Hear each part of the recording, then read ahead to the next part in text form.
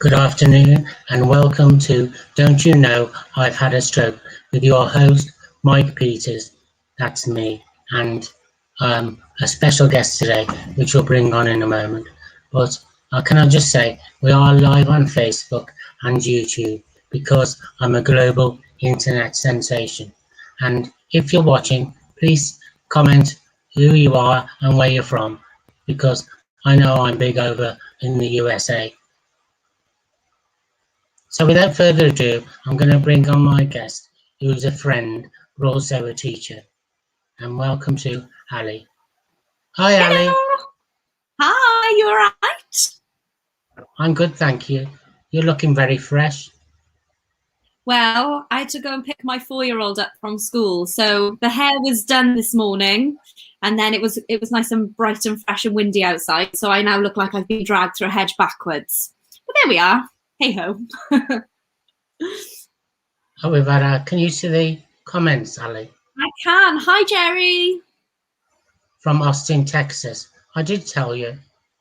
You are a global internet sensation like you. Aloha from California. And that's Sulu, who's a caregiver for her husband, Tom, who's not very well at the moment. So sending loads of love for Tom, Sulu. And it was his birthday, so happy birthday, Tom. Birthday. I'm glad he didn't go to. He's known as Houdini because he escapes from his wheelchair. It's not funny. Right, let's start. I've got my clipboard. Anything you don't want to talk about, just answer the question, please. Right, who is Alison Withers? Well, I am now a 30-year-old, young-ish, I know, person. I live in South Wales, in Llantylt Major, just down the road from Mikey P. And I trained as a drama teacher. And during my training, I met my husband, called Harry. And he is still a drama teacher. I've moved over from teaching drama now, mainly to teaching English in secondary school. So I teach children from ages 11 up to 18. And my other role is that I run Stage 1 Youth Theatre in Llantylt Major, which is an incredible organisation that was set up by Mike back in 2007.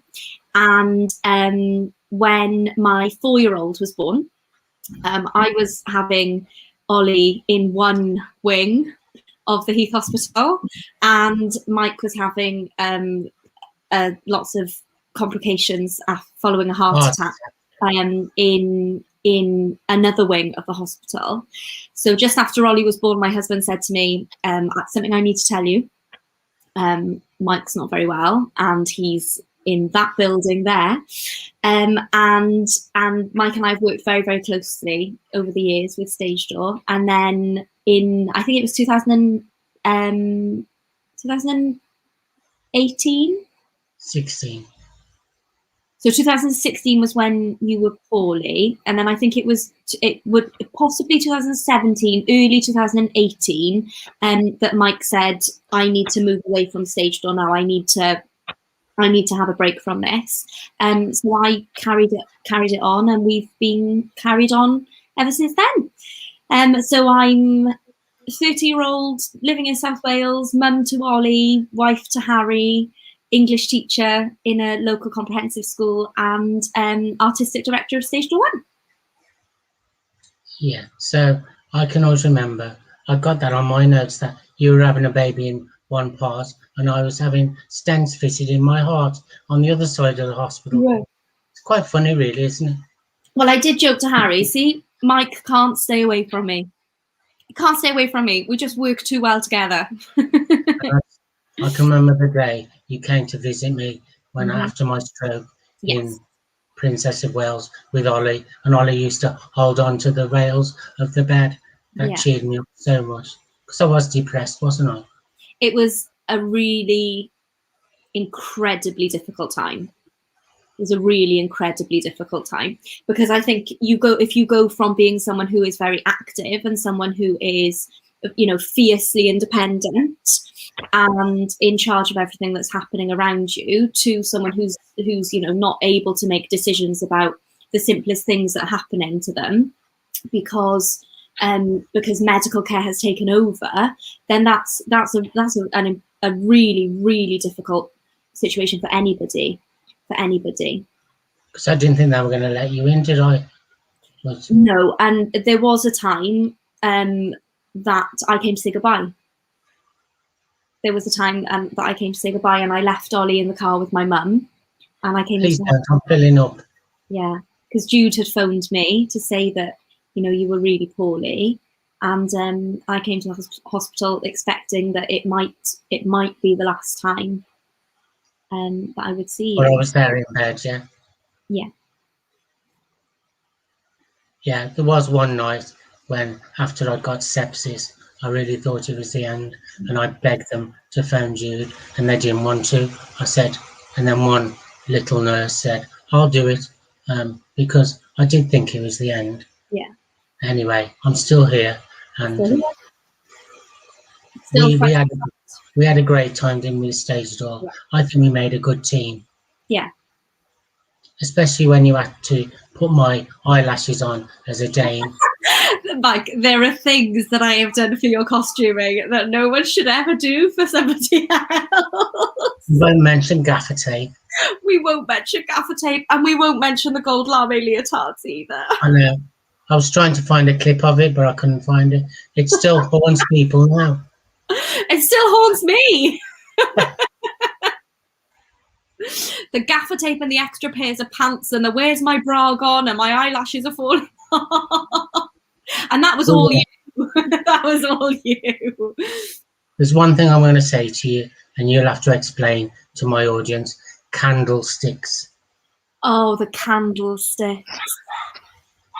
Okay, so we rehearsed and performed Les Miserables back in... Oh, dates. Okay, dates-wise, this is where I've got to count backwards. So if Ollie was born in 2016, that means we did Starlight in 2015. So we did JC in 2014. So we did Les Mis in 2013. Yes, so 2013, we performed Les Mis.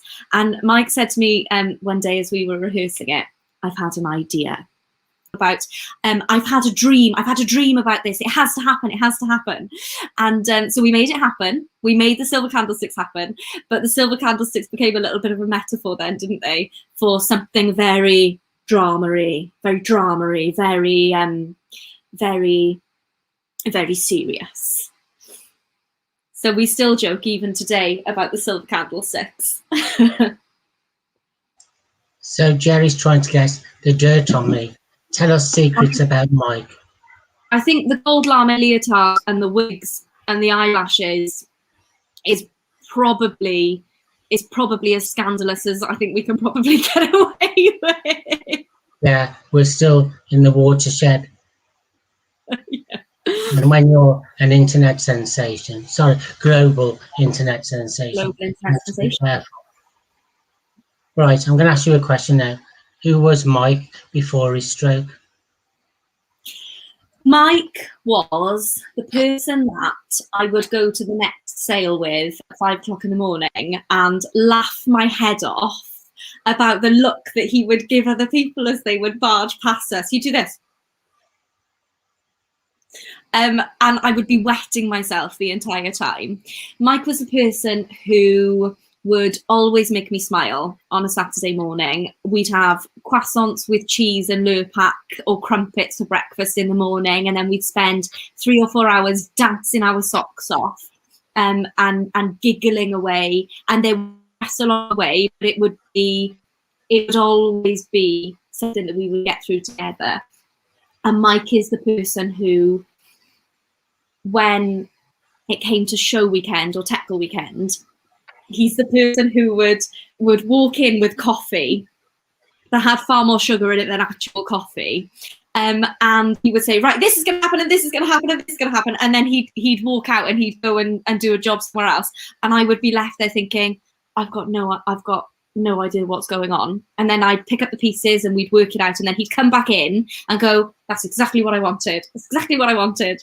And we would work it through together. And there would be times that I would say, Mike, I've got no idea what's going on here. I can't deal with this. And we would just get through it together. We were a team. We were always a team. Always a team. So Bethany is my main carer said, he still pulls that face. I'm going to sack her. But there's one thing you've got to say. I always knew my lines. No, you never knew your lines. You never knew your lines. To the point where you would nag other people about learning their lines, and especially their cue lines, and you would never know your own. I was a pro.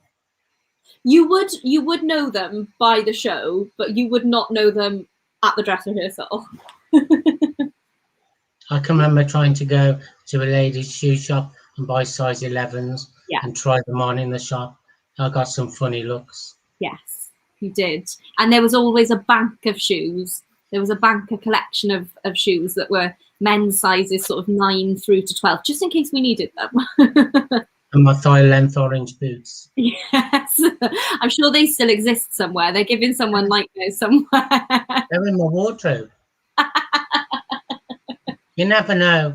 I'm determined. I will be back on stage. Yes, I'll be in this electric wheelchair, but why not? I said I'm going to become a sit-down comic. That sounds like a very good idea.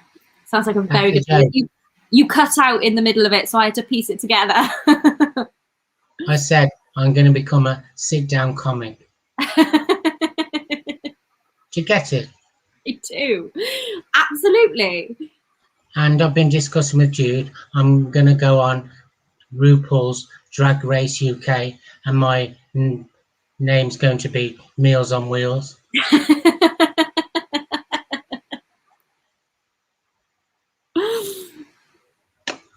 Right, John Murphy. What's he on about now? Did he write them on the back of his hand? Yes, he did. At least once. At least once. He came onto stage reading them off his hand like this at least once. At least once. But I always knew the dance routines. I was famous for them, wasn't I? You always knew your version of the dance routines and everyone else followed along. I can remember the first time I was ever lifted by the boys. I can't remember. I can't remember what show it was in. We did some brilliant pantos. So we did panto once a year, every year. It tended to be January time, and Mike was always the dame. Always the dame. And we did some brilliant pantos. We really did. Really, really did.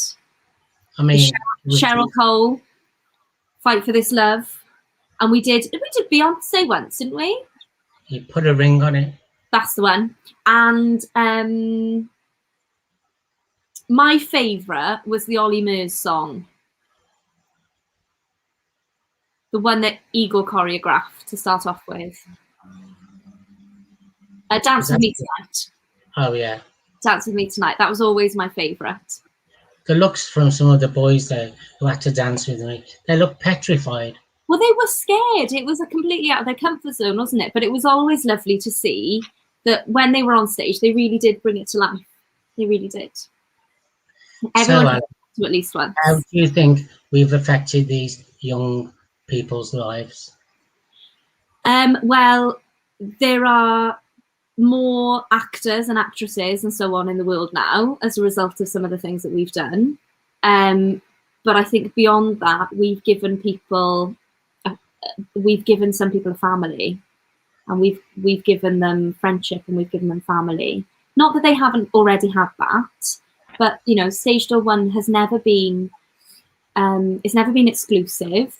We've always been very, very inclusive. We've always celebrated people as much as possible.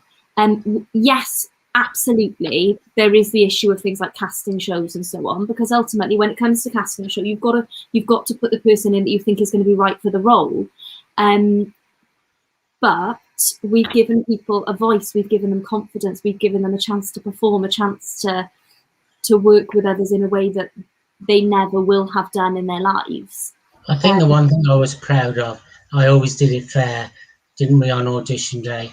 We all had scorecards and things. Yeah. And it was all done fair and square. And I really do think that to be fair to us, every show we've cast has been spot on. English teacher. Been spot on.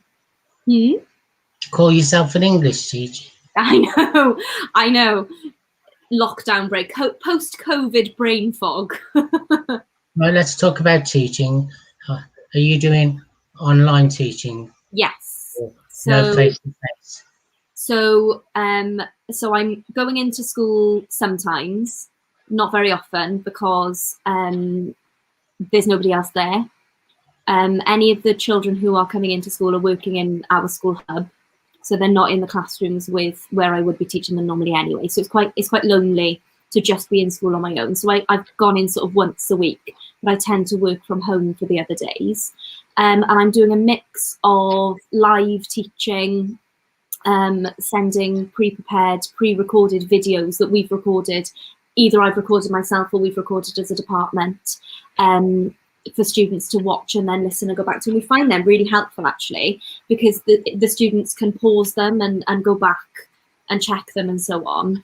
And obviously they can't do that with live lessons. And then also doing lots of booklet work and so on. So we've made booklets for all the students with everything that they need in. And then those are uploaded digitally. And then for each lesson, we'll say, oh, we're going to work on this section today. Could you do these tasks, please? And so on. So it's a real mixed bag.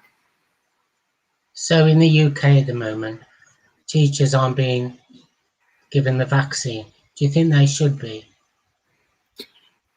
I think that I find it quite galling to hear it being said again and again and again that schools are safe.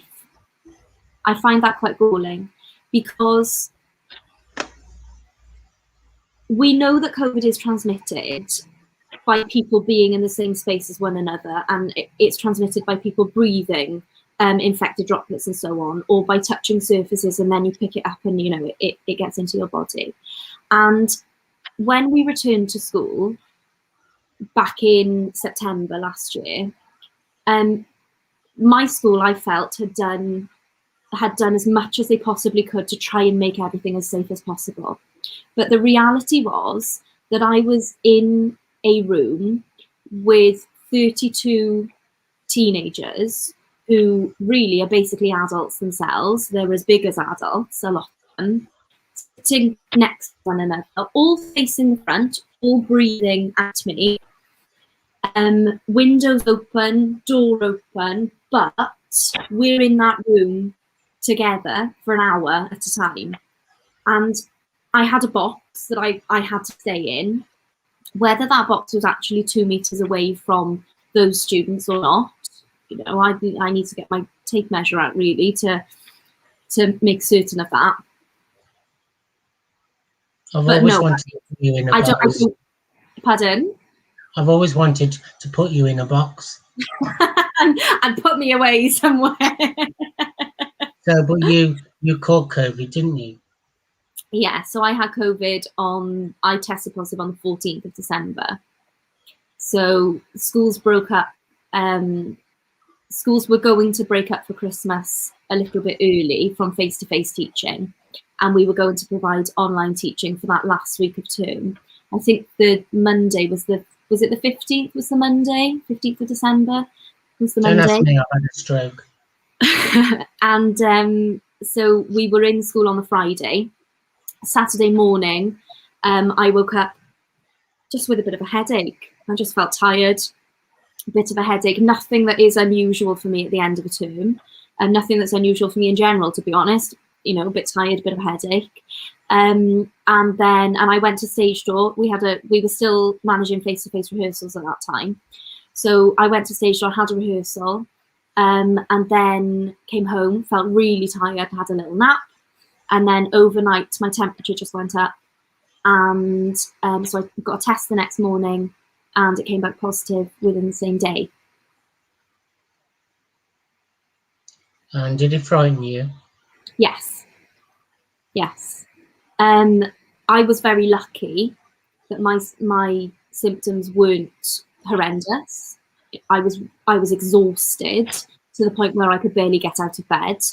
I was very, very lucky that my husband and my 4-year-old, if they did catch it, which we sort of almost have to assume that they did have it, they didn't have any symptoms. So they were both asymptomatic. My smell and taste was affected. I had a cough. I felt very out of breath. Even walking up the stairs, I was out of breath. But I didn't have to go to hospital. I didn't have to have oxygen or anything like that. But what I have found is that it's very long lasting. So the cough went away within about 2 weeks. My temperature was back down to being normal within a couple of days. But just before half term, I woke up with I don't know if you can still see a little bit of it actually. I woke up with a marble basically here on my windpipe. And the doctor couldn't find a reason for it. Thyroid is here, so not thyroid. Glands are up here, so not glandular. And some sort of lymph node possibly. I mean, it's still down. And again, they can't find a reason for it apart from it's some sort of post-COVID reaction. Did it affect your singing voice? Oh, we know my singing voice is beautiful. Sorry. We know that my singing voice is just angelic. It's angelic. Can we just talk about your wonderful parents, please? Yeah. Because I know they're a big help to you. And Yeah. when I first had my stroke, they built a ramp outside my house And it's between still there? both of them. And it's still there. Obviously, I'm not there, but they're wonderful, aren't they? Yeah, they are incredible people. Christine and Mike. Yeah. Christine and Mike. And we'll have to mention your brother as well. Yeah, we have to mention Ben as well. Brother Ben. Brother Ben. I'm gonna remove myself and show a couple of pictures, and then we'll talk about them. Okay? Yeah, of course.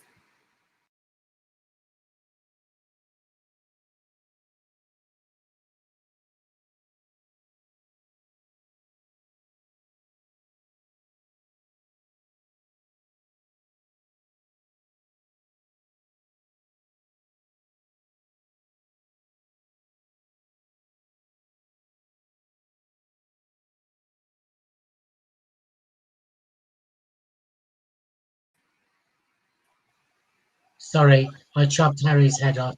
Please apologize. And lovely Ollie with the sunflowers. So there's a beautiful farm on the way to the beach called Rosedew Farm, and over the summer last year they grew and created a field of sunflowers, and we had a little trip down there over the summer holidays last year, and it was just beautiful. And that's my little Ollie, and he's 4 now, and he's Captain Chaos. He is Captain Chaos.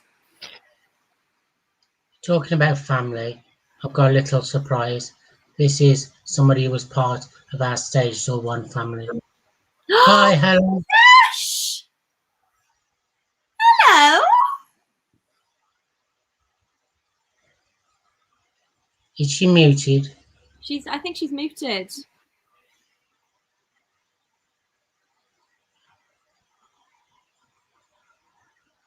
You're muted. Oh, she's arguing with me again.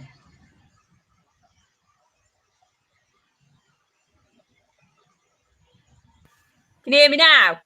Yay! Yes. Yeah! Hello. Laptop, so I don't know what I'm doing. Hi! So long. How's it going? I'm good. Mike messaged me earlier going, we're going to surprise Ali. You need to come on. You need to come on. I was like, okay, I'm going to leg it home from work and I'll be there. I was saying I went to pick Ollie up from school. I did do my hair this morning, but I went to pick Ollie up from school, and it was just like Ali, I've been backstage for the past half hour. I've seen all of this. So, Chesh, you're a teacher as well. Where are you in school? am in school. Yeah, I'm actually the safeguarding lead of my school as well. So it has been absolutely mental. Yeah, absolutely mental. So I'm a drama teacher as well, and I teach vocational and life skills to our special educational needs kids at our school. And I am the safeguarding lead now. Hi, Jerry. Hi. So I'm in school pretty much every single day, making sure that the kids are okay, doing welfare checks, doing all sorts of stuff. So yeah, it's a crazy time to be around at the moment. That prompts me to my next question for both of you. How do you think this has affected the mental health and well-being of our young adults? Helen, you go first. So this is actually, I've had a meeting about this today, the never-ending meetings. I think you are absolutely. I think we're heading towards a big wave of issues. I don't think we're actually going to recognise how this has impacted our students and our young people until probably over the next few years. I don't think young people have actually come to terms with how much of a trauma this is actually going to cause. I mean, I can't go into personal details, but we've had quite significant grievances at our school about families passing away, colleagues, all sorts of stuff up where we are in Midlands, and I don't think students are really going to recognise how much they miss each other and how much this has changed their lives quite significantly. So yes, I don't actually know what the beast is going to look like yet, but it's going to be a scary one, I think, for everybody. And Ali? I completely agree with everything you've said. Completely agree. I think said you used to gang up on me. I think we need to be really careful as well about the sort of language that we're using to talk about what happens next. You know, the media agenda at the moment seems to be very much that these students have missed out and they need to catch up. But really, if you think about education today, the students that I'm teaching now and that we are educating will cover more in an hour's lesson than I think probably Chesh and I would have covered in an entire day's worth of schooling. 100%, so we've set the bar higher and higher and higher and higher, and that's a good thing, you know, as an educational establishment, as a country and as a nation, we should be setting the bar higher and higher and higher. But I think at some point we have to take a step back and say, okay, but they haven't missed out. They don't need to catch up. We just need to work out where they are now so that we can take them on to where they need, where they need to go next. Yeah. I think that the whole sense of a catch-up agenda really does not sit very well with me in the slightest. No, really. And I personally, for my own mental health, I don't want someone saying to me, you've missed out, you need to catch up. I want someone saying to me, right, well, let's just carry on. What can we do next? My 4-year-old is an only child, and he doesn't have any brothers or sisters. And seeing him revert back to sort of like 2-year-old's temper tantrums with the aggression and the hitting and the biting and the kicking and so on, because he's just frustrated because he's missing out on that social interaction with his peers as well, has been heartbreaking. It's been heartbreaking. There's nothing I can do to fix it. There's nothing I can do to fix it. I painted as all he wanted to do was shut the door on me. Oh, I don't want you here, Mike. Shut the door. Who did that? Ollie. Oh, Ollie, yeah. And he was sweet, really, because I bought him a present and he came to get it and he said, Mommy, am I allowed? Am I too close? And I thought, that really upset me, actually. Yeah. And you can see that he's so not used. He's a little bit better now, but through the first lockdown, he was so not used to being around other people all of a sudden that, again, it's like, oh, is it okay? Can I do this? You know, do I need to be of other people? You know, there are children who have been born just before the first lockdown happened who as of yet have never been to a supermarket, they've never been to a park, really, they've never been to a zoo, you know, they've never been anywhere apart from the four walls of their own home. And I think that what comes next next is terrifying. But what I do think is a positive is that over the last few years, people have talked about mental health a lot more than we have ever done before. I remember doing my own A-levels and feeling quite numb. I felt quite very overwhelmed and feeling quite numb. And I think looking back on it, I probably needed some help. Probably some help. But at the time, I didn't have. I didn't feel like that was something that I should or could say.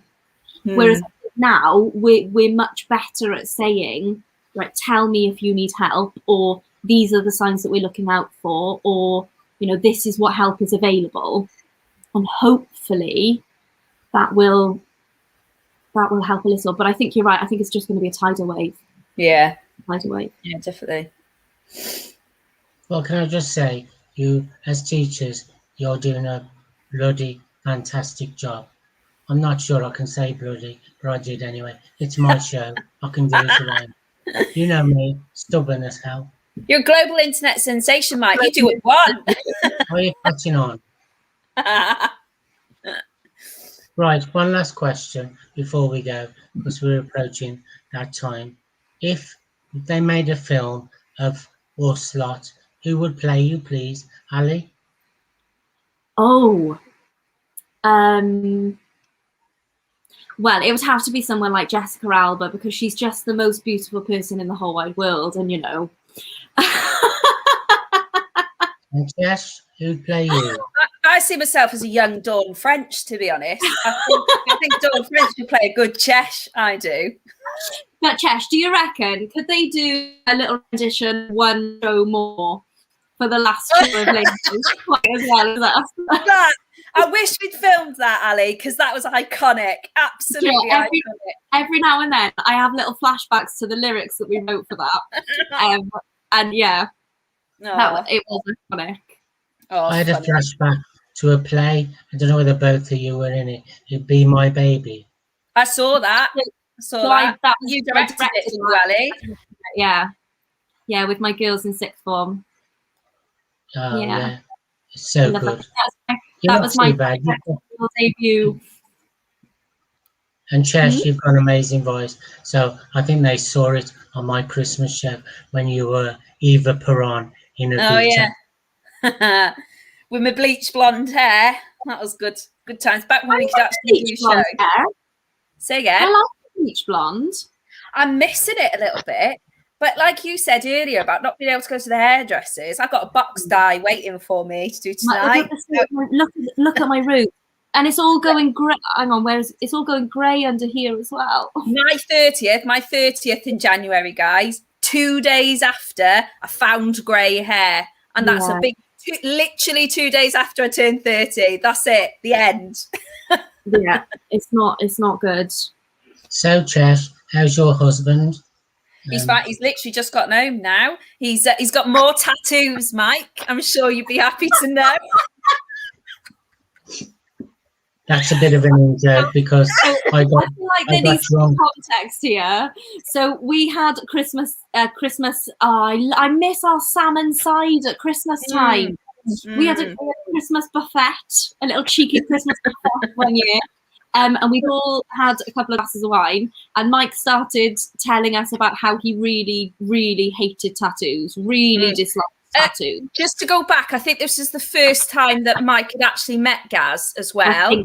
Very first time that he'd met my husband. My husband's got a massive arm tattoo, and Mike's going, I really hate tattoos. Really hate tattoos. Why would anyone bother to get a tattoo? It's a waste of money. And just he went on and on and on and on until eventually, after talking to Gaz for a few minutes, he was going, oh, well, I quite like tattoos. I might get one myself now. And my wife came back from a trip away, and a couple of weeks later, she had a tattoo done on her. Can you believe that? Amazing. Absolutely amazing. You've not been tempted yet then, Mike? Actually, I have. I'm thinking I want a little foot. And I've got to share a joke with you. You know how I like a bargain, Ali, and we talked about it. Well, I thought I wanted a mini grabber.